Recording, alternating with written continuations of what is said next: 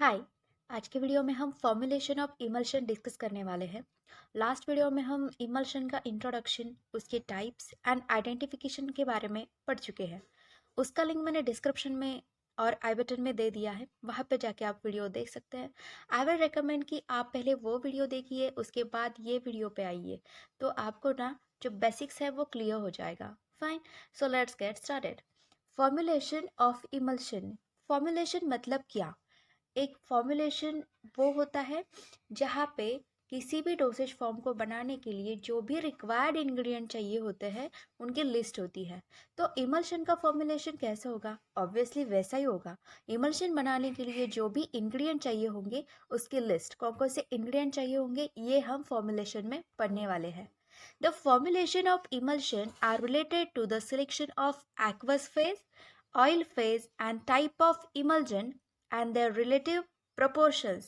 Emulsion की formulation में क्या क्या आता है? Aqueous phase, aqueous phase मतलब water. Oil phase, oil phase मतलब कोई भी ऑयल जिससे हम इमल्शन बना रहे हैं। And type of emulgent, emulgent means emulsifier, कौन से टाइप का इमल्जेंट हम यूज कर रहे हैं, कौन से टाइप का इमल्सिफायर हम यूज कर रहे हैं। अगर emulsion O by W type of emulsion है तो उसके लिए अलग इमल्सिफायर हम यूज करेंगे, और अगर W by O type of emulsion है उसके लिए हम अलग इमल्सिफायर यूज करेंगे। तो aqueous phase, oil phase and type of emulgent, इनका कुछ प्रोपोर्शन होता है। उस प्रोपोर्शन में ही हमें ये फेजेस यूज करनी होती है। हम अपने मन के मुताबिक उसे यूज नहीं कर सकते। जो स्टैंडर्ड प्रोपोर्शन होता है, जैसे कि 4:2:1, this is the proportion of emulsion, जहाँ पे ऑयल फेज का, इमल्जेंट का और एक्वस फेज का कितना प्रोपोर्शन चाहिए होगा वो मेंशन किया होता है, और वही हमें यूज करना होता है। The ingredients used in the preparation of an emulsion should be chemically compatible. जो भी हम इंग्रेडिएंट्स यूज कर रहे हैं, चाहे वो एक्वस फेज हो, ऑयल फेज हो, इमल्जेंट्स हो, या फिर उसके अलावा अगर कुछ फ्लेवरेंट, कलरेंट ऐड किए हुए हैं, तो उन इंग्रेडिएंट ने इमल्शन में केमिकली कंपैटिबिलिटी शो करनी चाहिए। क्या करनी चाहिए? केमिकल कंपैटिबिलिटी शो करनी चाहिए, जिससे इमल्शन स्टेबल रहेगा, उसमें कुछ अदर केमिकल चेंजेस फॉर्म होके कुछ न्यू प्रोडक्ट ही फॉर्म नहीं होगा, वो केमिकली स्टेबल रहेगा। The ingredient should pass the toxicological test. जो भी हम इमल्शन इंटरनली यूज कर रहे हैं या फिर एक्सटर्नली यूज कर रहे हैं, उसमें एक चीज़ तो कंफर्म हमें कर लेनी चाहिए कि उसका कोई टॉक्सिकोलॉजिकल इफेक्ट तो नहीं है। इंटरनली यूज कर रहे हैं तो ऑब्वियसली हमें ये प्रिकॉशन बहुत ज़्यादा लेनी पड़ती है, क्योंकि पेशेंट की जान को खतरा हो सकता है। तो जो भी हम इंग्रेडिएंट्स यूज कर रहे हैं वो नॉन टॉक्सिक होने चाहिए। साथ ही साथ अगर कोई इमल्शन हम टॉपिकली अप्लाई कर रहे हैं उसके लिए भी हम टॉक्सिकोलॉजी की टेस्ट परफॉर्म करते हैं। अब ये जो हमने एक्वस फेज और ऑयल फेज एंड इमल्जेंट के बारे में अभी अभी इंट्रोडक्शन में पढ़ा कि फॉर्मुलेशन में ये सारी चीज़ें इन्वॉल्व होती है, तो उन तीन फेजेस के बारे में, तीन फेजेस मतलब first is oil phase, second is aqueous phase and third is emulgent, तो उनके बारे में हम इन डिटेल डिस्कस करने वाले हैं one by one. So let's first start with selection of lipid phase. Lipid मतलब क्या? लिपिड मतलब ऑयल। इमल्शन में एक्वस, ऑयल एंड इमल्जेंट तीन चीजें होती है। तो सबसे पहले हम ऑयल के बारे में डिस्कस करेंगे, ऑयली फेज के बारे में डिस्कस करेंगे। तो ऑयल को हम लिपिड भी कहते हैं, तो इसीलिए यहाँ पे selection of lipid phase. The ingredients used for oil phase emulsion are, कौन कौन से ऐसे इंग्रेडिएंट होते हैं जो ऑयल फेज में इमल्शन बनाने के लिए यूज किए जाते हैं? तो हम इमल्शन बनाने के लिए मिनरल ऑयल्स यूज कर सकते हैं, पेट्रोल एटम यूज कर सकते हैं, polyethylene waxes, vegetable oils, animal fats, lanolin, substituted silicon, plant waxes जिसका एग्जाम्पल है कैंडेलिया, एंड एनिमल वैक्सेस जिसका एग्जाम्पल है बीज वैक्स। ये जो ऑयल्स के एग्जाम्पल हैं वो सारे ऑयल हम, सारे ऑयल मतलब एक साथ नहीं, जो भी इमल्शन का टाइप है उसके अकॉर्डिंगली हम ये ऑयल इमल्शन बनाने के लिए यूज कर सकते हैं। The lipids are more prone to oxidation due to chemical changes. अब ये चीज़ें सारे स्टूडेंट को पता होंगी। जो ऑयल्स होते हैं ना, वो ज़्यादा ससेप्टेबल होते हैं ऑक्सीडेशन के लिए। ऑयल में ही ऑक्सीडेशन होता है। क्यों? क्योंकि ऑयल में केमिकल चेंजेस आने की वजह से ये ऑक्सीडेशन होता है। जो भी इन्वायरमेंट में ऑक्सीजन प्रेजेंट होता है उससे ये ऑक्सीडेशन कर लेते हैं oils. The emulsion prepared for topical purpose should possess a good fill, but the emulsion containing oil leave oily residue on the skin. जो इमल्शन हम टॉपिकल पर्पज के लिए बनाते हैं उसमें अप्लाई करने के बाद, स्किन पर अप्लाई करने के बाद एक अच्छा फील आना बहुत ज़रूरी है। अच्छा फील मतलब ज़्यादा ग्रिटी पार्टिकल्स ना हो उसमें, वो ज़्यादा स्टिकी स्टिकी ना हो, वो इजीली स्किन पे अप्लाई होना चाहिए। ये क्या होता है, एक अच्छा फील होता है। आपको एक अच्छी वाली फीलिंग आती है ना कोई लोशन अप्लाई करके, तो lotion is another kind of emulsion. Lotion भी क्या होते हैं, इमल्शंस ही होते हैं। तो लोशन अप्लाई करने के बाद अगर आपको अच्छी फीलिंग आती है, so that would be pleasant. So इसीलिए जब भी हम टॉपिकल पर्पस के लिए कोई इमल्शन बनाते होते हैं तो उसमें एक अच्छी फीलिंग आने वाली जो प्रॉपर्टी होती है वो होनी चाहिए। But the emulsion containing oil leave oily residue on the skin. But जिन इमल्शन में ऑयल, अब सारे इमल्शन में ऑयल होते हैं ऐसा आप कहेंगे, लेकिन जिस इमल्शन में ऑयल की क्वांटिटी ज़्यादा होती है, जिसका मतलब वो W/O इस टाइप के इमल्शन होता है जो कि वाटर इन ऑयल इमल्शन होते हैं। वो क्या करते हैं, ऑयल की क्वांटिटी उसमें ज़्यादा होती है, तो जैसे ही वाटर फेज इवापोरेट हो जाती है after application on the skin, वो क्या करते हैं, ऑयल की एक रेसिड्यू मतलब एक फिल्म जैसे होती है ना, वो फॉर्म करते हैं स्किन पे। और ये स्किन पे जो लेयर फॉर्म होती है तो उसकी वजह से थोड़ा सा अनकंफर्ट फीलिंग आ सकता है, थोड़ा सा स्टिकी स्टिकी हो सकता है, वो स्किन पे दिख सकता है, कपड़ों को भी खराब कर सकता है। इसीलिए हमें क्या करना चाहिए, optimum volume of oil choose करना चाहिए, सिलेक्ट करना चाहिए। ऑप्टिमम क्या होता है, ऑप्टिमम मतलब ना कम ना ज़्यादा, जो भी प्रोपोर्शन में मेंशन किया हुआ है वही ऑयल, वही स्टैंडर्ड लेवल जो होता है प्रोपोर्शन का, वही हमें यूज करना चाहिए ताकि अनप्लेजेंट फीलिंग ना आए। Next is selection of aqueous phase. Aqueous phase मतलब जो भी मोस्टली वाटर ही यूज किया जाता है एक्वस फेज पे, और जो एक्वस सॉल्यूशन होते हैं वो भी हम कभी कभी यूज कर सकते हैं, लेकिन सबसे ज्यादा water is a widely acceptable vehicle, widely acceptable aqueous phase, इसीलिए हम इमल्शन में भी वाटर ही मोस्ट प्रोबेबली यूज करते हैं। The optimum ratio of aqueous phase should be selected. जैसे कि हमने पहले ही डिस्कस किया था फॉर्मुलेशन में कि एक सिलेक्टेड फेज होता है, सिलेक्टेड रेशियो होता है एक्वस फेज का, ऑयल फेज का एंड इमल्जेंट का, वही रेशियो हमें फॉलो करना होता है। जिस तरह से हमने अभी अभी देखा ना कि ऑप्टिमम ऑयल का जो वॉल्यूम होता है वो सिलेक्ट करना होता है, उसी तरह से ऑप्टिमम जो एक्वस का फेज रेशियो होता है वो हमें यहाँ पे सिलेक्ट करना होता है। ऐसा नहीं है कि ऑयल सिर्फ ऑप्टिमम यूज करेंगे और वाटर चाहे कितना भी ऐड कर दो, नहीं, ऐसा बिल्कुल नहीं होता। जो भी स्टैंडर्ड में रेशियो मेंशन किया हुआ है वही रेशियो हम यूज करेंगे। Next is selection of emulsifying agent, और वी कैन से इमल्सिफायर और इमल्जेंट। इमल्सिफाइंग एजेंट भी बोल सकते हैं आप, इमल्सिफायर्स भी बोल सकते हैं, या फिर इमल्जेंट ऐसा भी बोल सकते हैं। The selection or of emulsifying agent are based on site of application, that is either for internal or external use. अब जैसे कि हमने थोड़ी देर पहले डिस्कस किया कि इमल्सिफाइंग एजेंट जो होते हैं वो हम कैसे सिलेक्ट करते हैं। First is depending on the type of emulsion. अगर O/W टाइप ऑफ इमल्शन है तो उसके लिए हम अलग इमल्सिफायर यूज करेंगे, और W/O टाइप का अगर इमल्शन है तो उसके लिए अलग इमल्सिफायर यूज करेंगे। Condition 1 met. Second condition is अगर हमें इंटरनल पर्पस के लिए यूज कर रहे हैं कोई इमल्शन तो उसके लिए अलग इमल्सिफायर यूज होंगे, और अगर एक्सटर्नल यूज के लिए कोई इमल्शन यूज कर रहे हैं तो उसके लिए अलग इमल्सिफायर होंगे। Fine. The example of emulsifying agents are, कौन कौन से इमल्सिफाइंग एजेंट्स हम यूज कर सकते हैं। तो उसमें है सिंथेटिक इमल्सिफाइंग एजेंट। कौन से एजेंट यूज करते हैं? Synthetic emulsifying agent, surface active agent, जिसे हम सरफेक्टेंट भी कहते हैं। उसके बाद हाइड्रोफिलिक कोलॉइड हम यूज कर सकते हैं। एंड फाइनली डिवाइडेड सॉलिड्स हम एज अ इमल्जेंट यूज कर सकते हैं। कौन कौन से इमल्सिफाइंग एजेंट्स हम यूज कर सकते हैं? सिंथेटिक इमल्सिफाइंग एजेंट, जिसमें सरफेस एक्टिव एजेंट और सरफेक्टेंट्स आते हैं। उसके बाद hydrophilic colloids as a emulsifier हम यूज कर सकते हैं।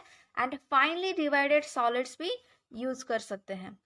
Non-ionic and water-soluble emulsifying agents are selected for external use. External use मतलब जो भी हम इमल्शन स्किन पे अप्लाई कर रहे हैं, टॉपिकली अप्लाई कर रहे हैं, उसमें कौन कौन से इमल्सिफाइंग एजेंट हम यूज कर सकते हैं? जो नॉन आयोनिक इमल्सिफाइंग एजेंट है या फिर वाटर सोल्यूबल इमल्सिफाइंग एजेंट है, वो हम एक्सटर्नल यूज के लिए बनाए जाने वाले इमल्शन में यूज कर सकते हैं।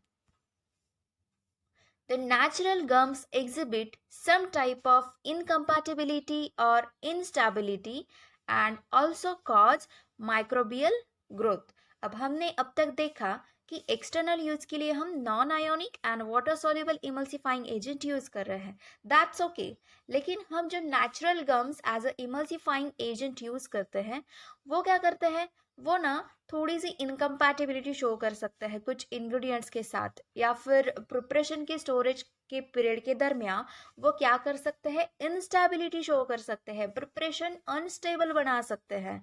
तो हम ये जो नेचुरल गम्स है वो थोड़े कॉशियसली यूज करेंगे। और उसी के साथ साथ एक डिसएडवांटेज भी है। जो नेचुरल गम्स होते हैं या फिर प्लांट से या फिर एनिमल से जो गम्स आते हैं, वो हम अगर इमल्शन में यूज करेंगे या फिर किसी और अदर प्रिपरेशन में यूज करेंगे, तो क्या हो सकता है? एक तो वो नेचुरल ओरिजिन से डिराइव किए गए हैं, इसका मतलब उसमें माइक्रो ऑर्गेनिज्म की ग्रोथ हो सकती है। तो इसीलिए नेचुरल गम जो है वो हम कॉशन के साथ यूज करेंगे, चेक कर लेंगे कि उसके अदर इंग्रेडिएंट के साथ कोई इनकम्पैटिबिलिटी नहीं है तो नहीं है ना, और वो प्रिपरेशन को उसकी स्टोरेज लाइफ के पीरियड में अनस्टेबल तो नहीं बनाएगा। तो ये सारी चीज़ें हम प्री कंफर्म कर लेंगे। Finely divided solids are used frequently for external purpose such as lotion or cream. थोड़ी देर पहले ही हमने डिस्कस किया था कि lotion is also kind of emulsion, cream भी हम इमल्शन के फॉर्म में ही बनाते हैं। तो लोशन और क्रीम ये हम कैसे अप्लाई करते हैं? टॉपिकली स्किन पे अप्लाई करते हैं एक्सटर्नल पर्पज के लिए।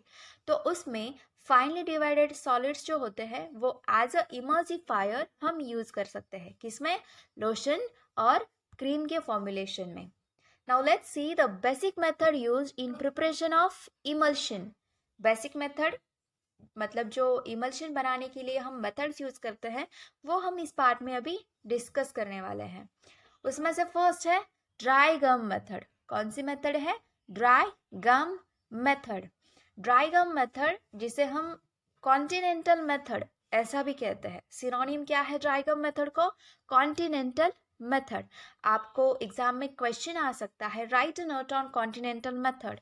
तो आपको बिल्कुल भी घबराना नहीं है, because you already know that continental method is nothing but dry gum method. कुछ ऐसे सिनोनिम्स के साथ भी आपको क्वेश्चन पूछे जाते हैं, तो बच्चे क्या होते हैं ना, वो थोड़ा सा कंफ्यूज हो जाते हैं, उनको समझ में नहीं आता कि कॉन्टिनेंटल मेथड जो है वो तो हमने पढ़ा ही नहीं है, फिर क्वेश्चन आया है क्या करें। So don't worry about it, continental method is dry gum method. अब ये जो कॉन्टिनेंटल मेथड होती है वो प्राइमरी इमल्शन फॉर्म करने के लिए यूज की जाती है। प्राइमरी इमल्शन क्या होता है? जो मेन इमल्शन हम फाइनल वॉल्यूम बना के, फाइनल वॉल्यूम मेकअप करके बनाते हैं, उससे पहले प्राइमरी इमल्शन बनाना पड़ता है। प्राइमरी इमल्शन क्या होता है? जिसमें हम एक स्पेसिफिक रेशियो होता है ऑयल वाटर एंड गम का, वो मिक्स करते हैं। एज इट इज मिक्स नहीं करते, उसका एक प्रोसीजर होता है जो हम अगली आने वाली स्लाइड में डिस्कस ही करने वाले हैं। लेकिन प्राइमरी इमल्शन के बारे में हम डिस्कस करें तो मेन इमल्शन जो हम फाइनल वॉल्यूम मेकअप करके बनाते हैं उससे पहले हमें प्राइमरी इमल्शन बनाना पड़ता है। प्राइमरी इमल्शन अगर हम नहीं बनाएंगे तो क्या हो सकता है, फेज सेपरेशन हो सकता है, इमल्शन ब्रेक हो सकता है। प्राइमरी इमल्शन हम थोड़ी सी क्वांटिटी में बनाते हैं और वो इमल्शन स्टेबल हो जाने के बाद, प्रिपरेशन के बाद हम फाइनल वॉल्यूम उसमें व्हीकल के साथ मेकअप करते हैं। Fine. Dry gum method. Dry gum method जो आपको नाम से ही इंडिकेट कर रहा है, जहाँ पे जो गम हम यूज़ कर रहे हैं वो ड्राई फॉर्म में यूज़ कर रहे हैं, उसका कोई म्यूसिलेज नहीं बना रहे हैं, वो होता है ड्राई गम मेथड, जिसे हम कॉन्टिनेंटल मेथड ऐसा भी कहते हैं। उसी के साथ साथ ड्राई गम मेथड को क्या कहते हैं, 4:2:1 मेथड ऐसा भी कहते हैं। कैसा मेथड कहते हैं हम, 4:2:1 मेथड। Here is 4:2:1 method. अब 4:2:1 मेथड क्यों कहते हैं, क्योंकि इसमें 4 पार्ट्स होते हैं ऑयल के, 2 पार्ट्स होते हैं वाटर के एंड 1 पार्ट होता है इमल्सिफायर का। 4 मतलब 4 पार्ट्स ऑफ ऑयल, 2 मतलब 2 पार्ट्स ऑफ वाटर एंड 1 मतलब 1 पार्ट ऑफ इमल्सिफाइंग एजेंट। समझ में आया? 4 मतलब 4 पार्ट ऑफ ऑयल, 2 मतलब 2 पार्ट्स ऑफ वाटर एंड 1 मतलब 1 पार्ट ऑफ इमल्सिफाइंग एजेंट। अब मान लो कि जैसे आपको कोई इमल्शन बनाना है, तो प्राइमरी इमल्शन बनाने के लिए आपको 4 ml ऑयल की ज़रूरत पड़ेगी, 2 ml वाटर की ज़रूरत पड़ेगी और 1 ग्राम इमल्सिफाइंग एजेंट की ज़रूरत पड़ेगी। Mortar and pestle is use to prepare emulsion. Dry gum method में हम कौन से इक्विपमेंट यूज करने वाले हैं, मोटर एंड पेसल यूज करने वाले हैं। ठीक है, अब जल्दी से ये कैसे बनाते हैं उसके स्टेप पे हम फोकस करेंगे। फाइन। सबसे पहले हम क्या करेंगे, 1 part gum is levigated or triturated with the 4 parts oil in a dry mortar। क्या करेंगे हम, 1 पार्ट गम हम मोटर में ले लेंगे और उसमें 4 पार्ट्स ऑयल ऐड करेंगे और उसे ड्राई मोटर में अच्छे से ट्राइचुरेट करेंगे। ऑयल एंड गम जो भी प्रोपोर्शन है 4:1 वो हम एक मोटर में ऐड मिक्स करेंगे ट्राइचुरेट करते हुए। ठीक है, अब उसके बाद क्या करेंगे हम, 2 पार्ट्स ऑफ वाटर उसमें ऐड करेंगे। किस में ऐड करेंगे, पहले से ही जो मोटर आपके पास है उसमें क्या है, गम एंड ऑयल का मिक्सचर है 4:1 प्रोपोर्शन में। अब हमें उसमें क्या करना है, हमें 2 पार्ट्स ऑफ वाटर ऐड करना है। ऐसे नहीं कि पहले 1 पार्ट ऑफ वाटर ऐड किया उसके बाद में फिर 1 पार्ट ऑफ वाटर ऐड किया, बिल्कुल नहीं। हमें क्या करना है, जो हमने ड्राई गम ऑयल में ट्राइचुरेट किया हुआ है उसी मिक्सचर में हमें 2 पार्ट्स एक ही साथ ऐड कर लेना है। Now add 2 parts water all at once, all at once. 2 parts जो भी है 2 ml है, एक साथ ऐड कर दो। उसके बाद में क्या करेंगे, ट्राइचुरेट it continuously until clicking sound is produced. ठीक है, अब हमारे पास जो मोटर है उसमें हमने क्या किया था, सबसे पहले हमने गम एंड ऑयल एक साथ ट्राइचुरेट किया था। सेकेंड स्टेप में हमने क्या किया, सेकेंड स्टेप में हमने जो 2 पार्ट्स ऑफ वाटर होते हैं वो एक साथ उसमें ऐड कर दिया। अब हमें क्या करना है, अब हमें उसे ट्राइचुरेट करना है, कंटिन्यूअसली विगरसली उसे ट्राइचुरेट करते रहना है। ठीक है, ट्राइचुरेट कब तक करेंगे, जब तक क्लिकिंग साउंड प्रोड्यूस ना हो। क्लिकिंग साउंड क्या होता है, जो माउस होता है ना कंप्यूटर का, आप उसे क्लिक करते हो, left click right click, click करने के बाद जो आवाज़ आती है ना, उसी तरह की आवाज़ इमल्शन को जब आप ट्राइचुरेट करते हो ना, जब तक वो आवाज़ प्रोड्यूस नहीं होती तब तक आपको ट्राइचुरेट करना है। और जैसे ही वो आवाज़ प्रोड्यूस होने लगेगी तब आपको क्या मिलेगा, एक क्रीमी वाइट कलर का आपको इमल्शन मिलेगा। कौन सा इमल्शन मिलेगा, क्रीमी वाइट टाइप का इमल्शन मिलेगा।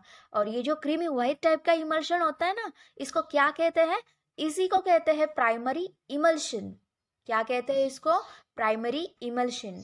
आपको कैसे पता चलेगा कि वो प्राइमरी इमल्शन बन गया है, आपको दो क्या बोलते हैं उसको, नोटिफिकेशंस मिलेंगे। हाँ, तो कौन से नोटिफिकेशंस, फर्स्ट आपको हियरिंग एड से पता चलेगा, जैसे कि क्लिकिंग साउंड प्रोड्यूस हो रहा है ना, तो आपको ये समझ लेना है कि प्राइमरी इमल्शन बन चुका है। सेकंड इज, अगर आपको अपीयरेंस में क्रीमी वाइट देखे अगर इमल्शन ट्राइचुरेट करते वक्त, तब भी आपको समझ जाना है कि ये प्राइमरी इमल्शन फॉर्म हो चुका है। नेक्स्ट स्टेप में अभी हमें क्या करना है, अभी हमारा प्राइमरी इमल्शन फॉर्म हो चुका है। अब उसमें हम क्या करेंगे, जो एक्सेसिव क्वांटिटी है जो हमें फाइनल वॉल्यूम बनाने के लिए चाहिए होगी, उसमें से कुछ क्वांटिटी हम ऐड करेंगे, वाटर की क्वांटिटी हम प्राइमरी इमल्शन में ऐड करेंगे। Next is, make a solution of solid substances present in the formula of any and then add that solution to primary emulsion. अब हो सकता है कि इमल्शन में सिर्फ वाटर, ऑयल एंड इमल्सिफायर ये तीन ही इंग्रेडिएंट ना हो, उसके अलावा और भी कुछ इंग्रेडिएंट हो, कुछ सॉलिड सब्सटेंसेस हो। तो हमने तो इमल्शन बनाया है, बराबर। इमल्शन में ऑयल, वाटर एंड इमल्सिफायर यही हम अब तक सीख रहे हैं। तो सॉलिड सब्सटेंसेस का क्या करें, तो हमें क्या करना है, उस सॉलिड सब्सटेंसेस का सॉल्यूशन बना लेना है। ठीक है, सॉलिड सब्सटेंसेस का सॉल्यूशन हम बना लेंगे और उसके बाद में प्राइमरी इमल्शन जैसे ही फॉर्म हो रहा है, तो उस स्टेज के बाद हम ये सॉलिड सब्सटेंस का सॉल्यूशन बना के उसमें मतलब प्राइमरी इमल्शन में ऐड कर देंगे। ऑयल सोल्यूबल सब्सटेंसेस जो स्मॉल अमाउंट में अगर प्रेजेंट है, तो हम इसी स्टेज पे मतलब प्राइमरी इमल्शन बनाने के बाद उसमें ऐड करेंगे। जब भी प्राइमरी इमल्शन बनता है उसी के बाद में हम सॉलिड सब्सटेंसेस का सॉल्यूशन या फिर ऑयल सोल्यूबल सब्सटेंसेस जो होते हैं वो ऐड करेंगे। प्राइमरी इमल्शन बनाते वक्त या फिर प्राइमरी इमल्शन बनने से पहले हम कुछ भी ऐड नहीं करेंगे। प्राइमरी इमल्शन एक बहुत इंपॉर्टेंट स्टेप होता है इमल्शन बनाते वक्त। अगर आप प्राइमरी इमल्शन बनाने में फेल हो गए तो आपका फाइनल प्रोडक्ट बनेगा नहीं। So you have to focus on making primary emulsion. Next step में हम क्या करेंगे, to avoid breaking the emulsion any substance such as alcohol should be added near to the end of the procedure. अभी जैसे कि मैंने अभी अभी बताया कि जो भी ये सॉलिड सब्सटेंसेस है उसका सॉल्यूशन हमें बनाना है या फिर ऑयल सोल्यूबल सब्सटेंसेस है, ये हमें प्राइमरी इमल्शन बनाने के बाद ऐड करने होते हैं। ठीक है, लेकिन अगर कुछ वेहिकल होते हैं जैसे कि अल्कोहल या फिर कुछ अदर सॉल्वेंट होते हैं जो हमें इमल्शन में ऐड करने होते हैं, तो हम क्या करेंगे, जब भी हम प्राइमरी इमल्शन बना रहे होंगे उसके बाद में क्या बनेगा, प्राइमरी इमल्शन बनाने के बाद सॉलिड सॉल्यूशन का अगर कोई होगा सब्सटेंस तो हम उसे ऐड करेंगे और उसके बाद में ऑयल सोल्यूबल सब्सटेंस ऐड करेंगे। और उसके बाद में जब हम इमल्शन बनाने की प्रोसेस एंड अप कर रहे होते हैं तब हम क्या ऐड करेंगे, अगर सब्सटेंसेस जैसे कि अल्कोहल दिया हुआ होता है तो हम इमल्शन बनाने की जो एंडिंग प्रोसेस होती है ना तब उसमें ऐड करेंगे।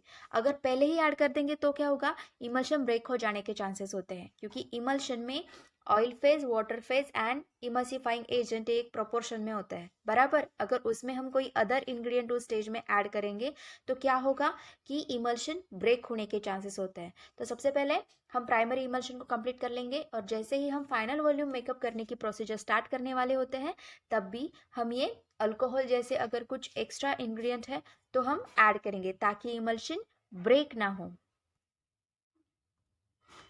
Transfer the primary emulsion to calibrated vessel. अब प्राइमरी इमल्शन क्या करना है हमें, जिसमें हमने ये इंग्रेडिएंट्स ऐड कर लिए हैं उसे हम कैलिब्रेटेड वेसल में या फिर कैलिब्रेटेड जो मेजरिंग सिलेंडर होता है उसमें ऐड करेंगे, ट्रांसफ़र करेंगे और फाइनली वो वाटर से जो वॉल्यूम होता है वो हम मेकअप कर लेंगे। तो इस तरह से ड्राई गम मेथड यूज़ करके हम इमल्शन बना सकते हैं। आई होप आपको मैं अच्छी तरह से समझा पाई हूँ, और अगर कुछ स्टूडेंट्स को नहीं समझ में आ रहा है तो प्लीज़ एक बार रिपीट करके भी आप देख सकते हैं।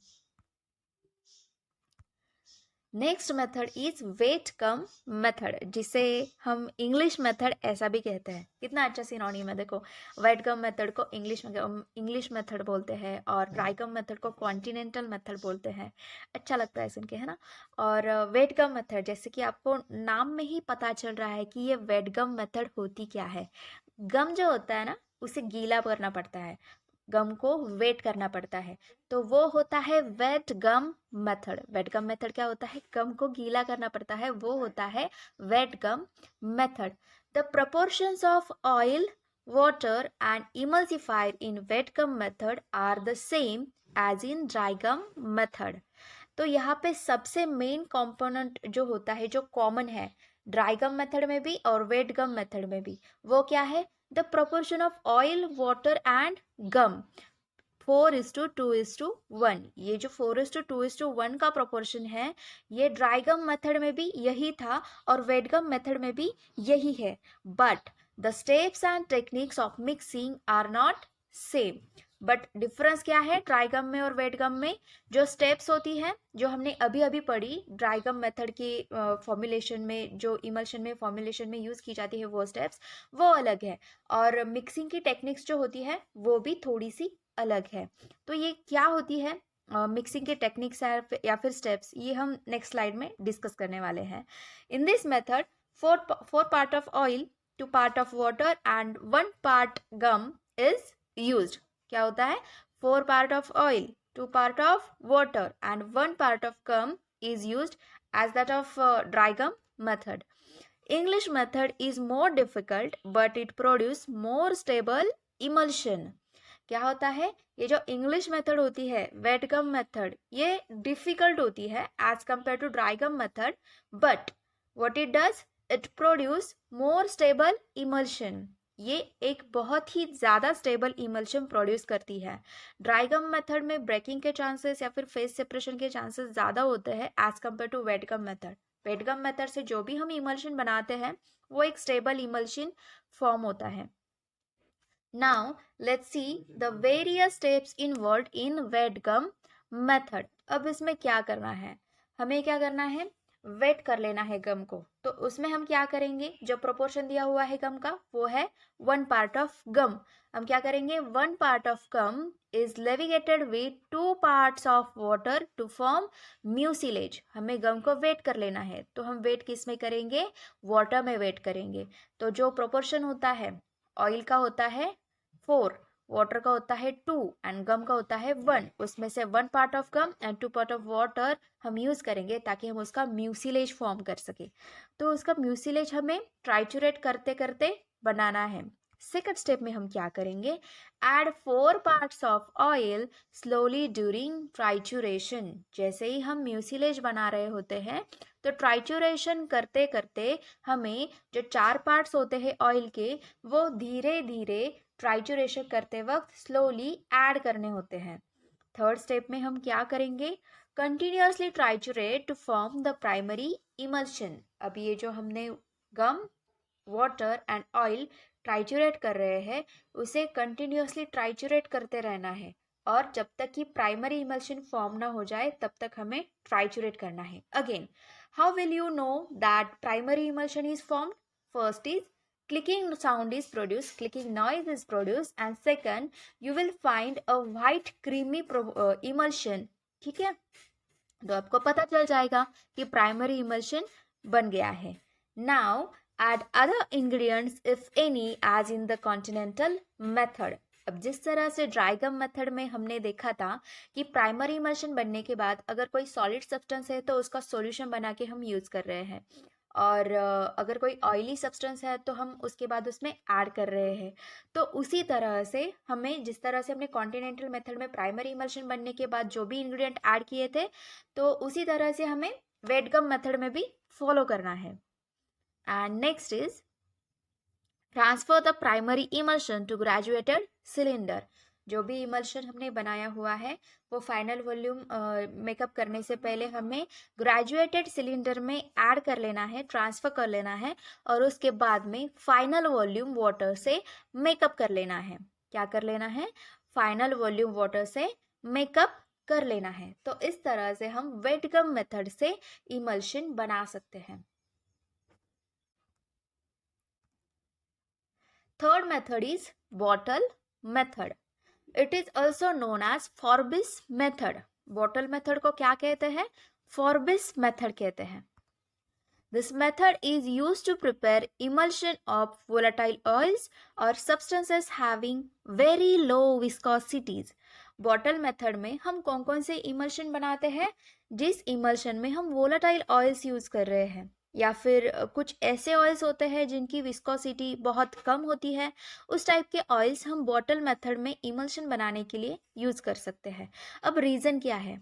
क्योंकि अगर वोलाटाइल ऑयल्स है और हम उसे ट्राइचुरेट कर रहे हैं मोटर पेसल में, तो वो तो वेपराइज हो जाएंगे, बराबर। फिर इमल्शन किस चीज़ का बनेगा? तो हम क्या करेंगे, बॉटल लेंगे, उसमें सारे जो oils, gum and water phase है वो ऐड कर देंगे और उसे कप करेंगे और अच्छे से शेक करेंगे, तब वो बॉटल मेथड से इमल्शन फॉर्म हो जाएगा। ठीक है। So this method is use to prepare emulsion of volatile oils और substances having very low viscosities. It is not suitable for very viscous oils. Bottle method किस चीज के लिए सुटेबल है? Only for volatile oils and very low viscosity oils. अगर किसी oil की viscosity बहुत ज़्यादा है तो हम उसे बॉटल मेथड में यूज नहीं कर सकते। Now let's see the steps involved in bottle method. What we have to do, we will take one part of gum or powdered acacia, which will be placed in dry bottle, sorry, not bottle. Okay, तो acacia को हमने जो 1 part of गम के proportion में है उसमें हमें dry bottle में ले लिया है। और उसके बाद हम क्या करेंगे, 2 पार्ट्स ऑफ ऑयल ऐड करेंगे। अभी देखिए यहाँ पे प्रोपोर्शन चेंज हो रहा है। जिस तरह से वेट गम में और ड्राई गम में 4:2:1 था, तो ऑयल का प्रोपोर्शन था वहाँ पे 4 पार्ट। अभी यहाँ पे 2 पार्ट्स ऑफ ऑयल ऐड करना है। ठीक है। और उसके बाद में ये जो मिक्सचर है उसे कैप करने के बाद, मतलब जो बॉटल है उसको कैप कर देंगे अच्छे से टाइटली और उसे शेक करेंगे, अच्छे से शेक करेंगे। अब हमें क्या करना है, जितना ऑयल हमने पहले लिया हुआ था, कितना लिया हुआ था, 2 parts of oil are added. ठीक है, हमने कितने पार्ट लिए थे ऑयल के? 2 पार्ट। तो जितने पार्ट ऑयल के लिए थे उतना ही वॉल्यूम हम किस चीज़ का लेंगे? वाटर का लेंगे। ठीक है, a volume of water approximately equal to that of oil is added in portions. ठीक है, तो पोर्शन में हम जितना पार्ट ऑफ ऑयल लिया था उतना ही पार्ट हम वाटर का लेंगे और ऐड करेंगे। फिर अच्छे से कैप करेंगे उसे, और कैप करने के बाद क्या करेंगे, हम शेक करेंगे। जब तक एक प्राइमरी इमल्शन फॉर्म ना हो जाए तब तक हम उसे शेक करेंगे। अब यहाँ पे क्लिकिंग साउंड तो प्रोड्यूस नहीं होगा क्योंकि आप यहाँ पे ट्राइचुरेट नहीं कर रहे हैं। तो आप पता कैसे लगाएंगे कि प्राइमरी इमल्शन फॉर्म हो गया है? तो प्राइमरी इमल्शन आप विजुअलाइज करके फॉर्म कर सकते हैं। अगर white creamy type emulsion form हो गया है तो आप समझ लीजिए कि प्राइमरी इमल्शन फॉर्म हो गया है। ठीक है। और यहाँ पे प्रोपोर्शन कितना है बॉटल मेथड में? 2:2:1, जबकि ड्राई गम में और वेट गम में 4:2:1 था। O/W, ओ ऑयल मतलब O, W मतलब वाटर एंड गम मतलब G। So O/W/G is equal to 4:2:1। वो रेशियो था ड्राई गम में और वेट गम में, और बॉटल मेथड में रेशियो है 2:2:1। तो जैसे ही प्राइमरी इमल्शन बॉटल मेथड में फॉर्म हो जाता है, हमें क्या करना है, वॉल्यूम जो होता है वाटर का वो यूज़ करके हमें फाइनल वॉल्यूम मेकअप करना है और इमल्शन को डाइल्यूट करना है। तो इस तरह से बॉटल मेथड यूज़ करके हम क्या बना सकते हैं, हम एक इमल्शन बना सकते हैं। अब ये इमल्शन किस लिए हम बना सकते हैं? वोलाटाइल ऑयल्स या फिर लो विस्कोसिटी जो होती है ऑयल्स की, उन ऑयल का इमल्शन बनाने के लिए हम बॉटल मेथड यूज़ करते हैं। On large scale, number of equipments are used for preparation of emulsions such as hand homogenizer, colloidal mill, propeller and turbine mixer, ultrasonic devices, etc. अब ये जो हमने मेथड सीखी, dry gum method, wet gum method and bottle method, ये हम laboratory level पे use करते हैं। ऑन लार्ज स्केल मतलब कंपनी जो होती है, मैन्युफैक्चरिंग डिपार्टमेंट जो होते हैं कंपनी में बड़े बड़े, तो उसमें नंबर ऑफ इक्विपमेंट्स यूज़ किए जाते हैं इमल्शन को बनाने के लिए। जैसे कि हैंड होमोजेनाइजर यूज़ किया जाता है, कॉलोइडल मिल्स होते हैं, प्रोपेलर होते हैं, टरबाइन मिक्सर्स होते हैं या फिर अल्ट्रासोनिक डिवाइसेस होते हैं जिससे इमल्शन बनाए जाते हैं। In hand homogenizer, due to pumping action, the emulsion pass through a very small orifice. Hand homogeniser में क्या होता है, पंपिंग एक्शन की वजह से इमल्शन जो होता है एक छोटे से ओरिफिस से पास होता है, जिससे इमल्शन में जो ग्लोब्यूल की साइज होती है ना वो रिड्यूस की जाती है, हैंड होमोजेनाइजर में भी एंड सिल्वर सन मिक्सर में भी। तो मैंने मिक्सिंग एंड होमोजेनाइजेशन पे एक वीडियो बनाया है, अगर आपको हैंड होमोजेनाइजर पे या फिर सिल्वर सन होमोजेनाइजर पे अलग से वीडियो चाहिए होगी तो प्लीज़ कमेंट सेक्शन में मुझे ज़रूर बताएं। और मिक्सिंग एंड होमोजेनाइजेशन पर एक बार मुझे अच्छे रिस्पॉन्सेस आना शुरू हो जाएगा तो मैं उसका नेक्स्ट पार्ट भी बनाऊंगी। मैंने अभी तक सिर्फ एक ही पार्ट अपलोड किया है मिक्सिंग एंड होमोजेनाइजेशन का। अगर उस पर अच्छे रिस्पॉन्स आए तो मैं नेक्स्ट वीडियो का जो पार्ट है वो भी अपलोड कर दूंगी। And if you want hand homogenizer and Silverson homogenizer mixes to be covered, please comment me in below. Due to size globules get reduced 5 micron or less, the hand homogenizer is not used for emulsions containing a high proportion of solid matter.